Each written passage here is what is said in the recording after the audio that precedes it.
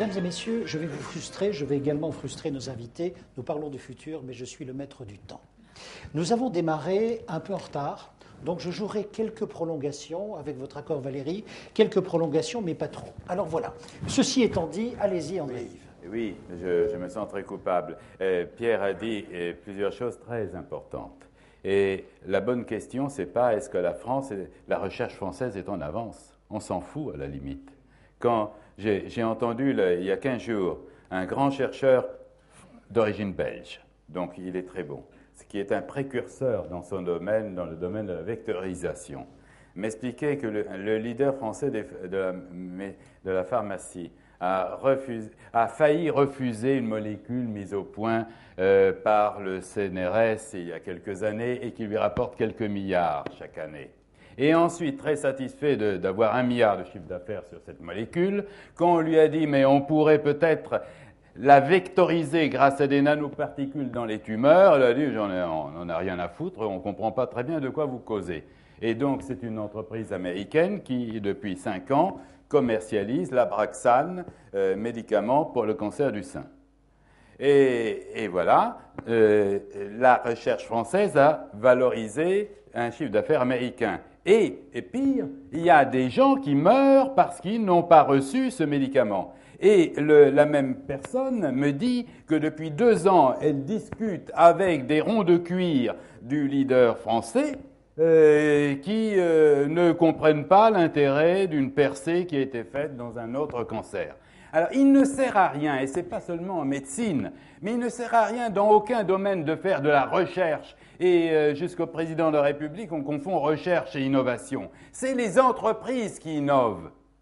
Si les entreprises se foutent, les grandes entreprises françaises en majorité, se foutent pas mal des résultats de la recherche car elles veulent faire du fric avec de moins en moins de risques. On aboutit au résultat scandaleux de notre dernier prix Nobel de physique qui travaillait et qui travaille toujours dans un laboratoire mixte CNRS-Thomson, et Thomson prévoyait de le fermer quand il y a eu le prix Nobel. Et 3 mois après la publication des résultats de notre chercheur, c'est qui est venu le voir?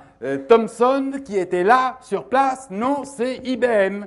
Et ça donne comme application massive les têtes de lecture de tous nos disques durs. Alors, c'est plus la peine de faire de la recherche en France s'il n'y a pas d'industriels. Et pour qu'il y ait des industriels, il faut favoriser la croissance des petites entreprises innovantes. Et pour revenir à la santé, je rappelle que depuis 15 ans, je parle sous votre contrôle, on sort de moins en moins de médicaments nouveaux. C'est-à-dire qu'on dépense beaucoup, mais on sort de moins en moins. Mais qui dépense beaucoup? La recherche publique et pas les grandes entreprises. Donc, il faut inventer un nouveau système de santé, inventer un nouveau système d'innovation avec peut-être d'autres entreprises, avec peut-être une alliance entre la recherche publique et les petites entreprises innovantes en réseau qui vont s'intéresser aux médicaments qui concernent des maladies rares. Et ne pas oublier en un mot ce qu'il y a autour de la maladie, ce que fait très bien l'AFM, le Téléthon. Tout ce qui est humain. Tout ce qui est humain autour. Il y a un énorme marché d'ici 2050, puisque c'est l'objectif, c'est les personnes âgées. On va tous être vieux, on va tous à un moment ou à un autre être à la retraite. Tu penses à moi? Non, mais moi je pense à moi. Je pense à mon père, surtout. Qu'est-ce qu'il me disait aujourd'hui, mon père, au téléphone? Tu sais, ça va, j'ai un peu de mal à marcher, mais il lâche toute sa tête et tout va bien. On lui a mis un pacemaker, il est reparti pour 5 ans. Oui, mais qu'est-ce que je m'emmerde. C'est-à-dire qu'il y a un moment, il va falloir occuper réellement, réfléchir à cette vie-là, créer les structures qui permettent à ces gens-là, alors peut-être que les réseaux vont fonctionner, etc., mais d'imaginer un nouveau type d'entreprise qui s'intéresse à la vie après le boulot, à une autre vie. Et un type d'hôpital. Non, simplement un mot pour ce que vient de dire Laurent, qui est très important, c'est que ce qui favorise considérablement le vieillissement, c'est 2 choses. L'arrêt de l'activité physique et l'arrêt de l'activité intellectuelle.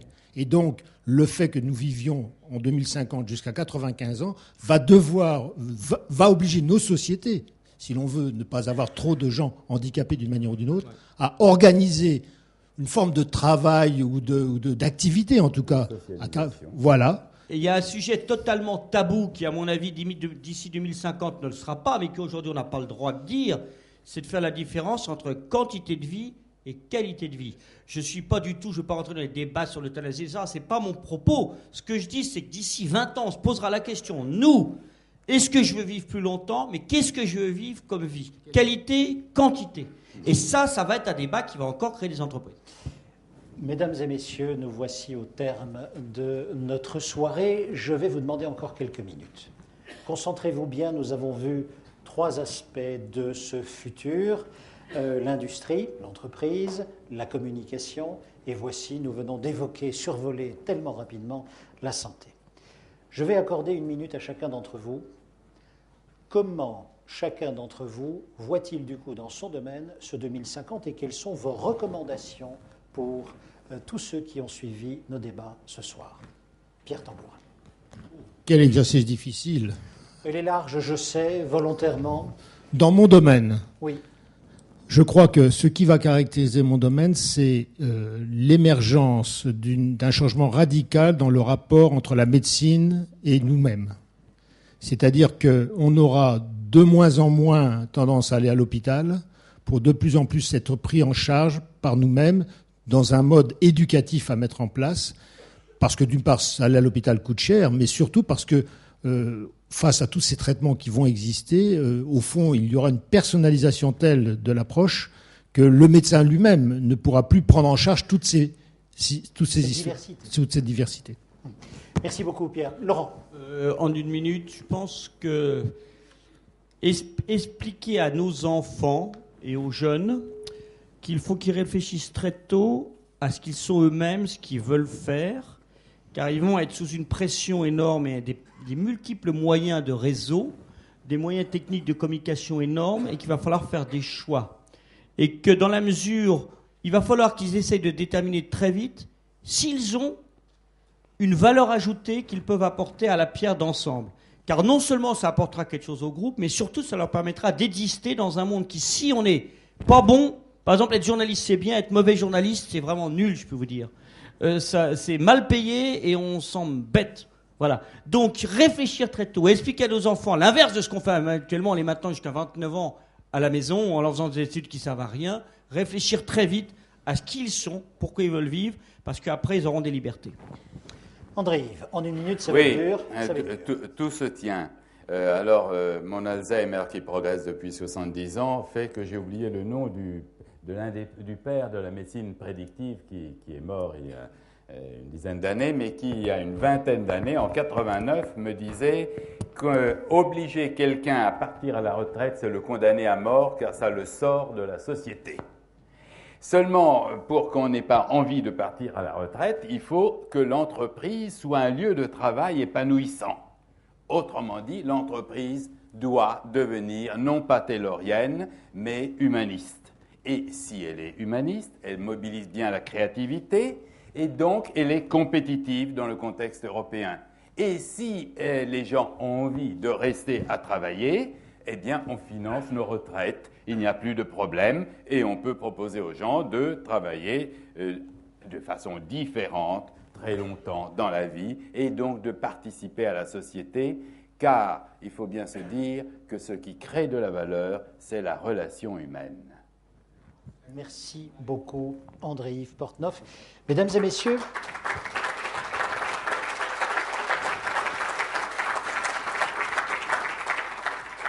nous avons vu 3 tableaux. Sur l'industrie, les uns et les autres vous ont dit attention, nous allons vers une société de recyclage. C'est à cela qu'il faut se préparer. Attention, parce que quelle est la valeur qui va sous-tendre l'entreprise? Est-ce le temps court et la spéculation? Est-ce une communauté de femmes et d'hommes au travail avec un ensemble de valeurs que l'on peut qualifier d'éthique? Sur la communication, peu importe les tuyaux, Laurent vous a dit, et tous vous étiez d'accord, attention, c'est d'abord le réseau qui va faire la valeur, c'est-à-dire le nombre d'échanges d'informations, la qualité d'échanges et la plus-value de chacun dans ces échanges. Ces réseaux pouvant se mettre, a dit André-Yves, pouvant se mettre au service de l'entreprise pour que celle-ci puisse créer des alliances, créer des réseaux beaucoup plus importants que ce qu'elle n'est, mais du coup sera évidemment renforcée. Attention parce que ces mêmes réseaux peuvent aussi donner des avantages aux grands et ces avantages, je reprends l'expression, seront géométriques et non pas mathématiques. Ça, c'est le deuxième point. Sur le troisième point, oui, nous allons vers une entrée massive de la biologie dans l'industrie. Ça, Pierre Tambourin, c'est ce que vous avez dit. Il faut s'attendre à ce que le chimiste ait moins d'empire et à ce que la bactérie puisse prendre sa place. Vraisemblablement, c'est ce qui nous attend. S'agissant maintenant de notre santé, pensons d'abord à la vie. Et je vais ajouter une chose, et nous terminerons par là si vous le voulez bien. C'est au minimum que je puisse vous souhaiter, au nom de la Chambre de commerce et d'industrie, d'abord d'excellents réveillons et puis une formidable année 2012. Je dis bien, et j'insiste, formidable année 2012. Si je reprends ici tout ce que vos trois invités vous ont dit, fondamentalement, et c'est ce que André-Yves vous a répété à plusieurs reprises et que ni Laurent ni Pierre n'ont contesté, l'avenir sera ce que vous en déciderez. Lorsque nous interrogeons les scientifiques sur la nature du temps, ils nous donnent la même réponse que les philosophes. Et ils nous disent, vous savez, on ne sait pas trop, mais on a deux grandes hypothèses. La première hypothèse, c'est que le temps est, il existe, et que dans ce cas-là, le futur est déjà. Ça veut dire, c'est formidable, on va pouvoir y aller et en revenir. Admettez que c'est exceptionnel. En même temps, ça veut dire que quelque part, il est écrit. Et puis, il y a ces autres scientifiques et d'autres philosophes qui disent, vous savez, le temps se crée au moment où l'univers est. Ça veut dire que la seconde à venir vous appartient. Ça veut dire que la seconde à venir sera faite de l'enthousiasme, sera faite de l'énergie que vous voudrez bien y déverser. Voilà pourquoi rien n'est écrit sur 2012, quoi que la presse en dise, et vous avez bien compris ce soir qu'elle disait souvent n'importe quoi, mais vous n'en doutiez déjà pas. Alors si vous le voulez bien, la carte de vœux que j'aimerais vous adresser ce soir nous vient du IIe siècle après Jésus-Christ. Elle a été écrite par un empereur romain qui s'appelait Marc Aurèle, et Marc Aurèle a dit ceci, qui est très juste, que 2012 vous donne la force d'accepter ce qui ne peut être changé. Le courage de changer ce qui peut l'être et la sagesse de distinguer l'un de l'autre avec une exceptionnelle faute d'orthographe. Nous terminerons par là. Bonne soirée, mesdames et messieurs.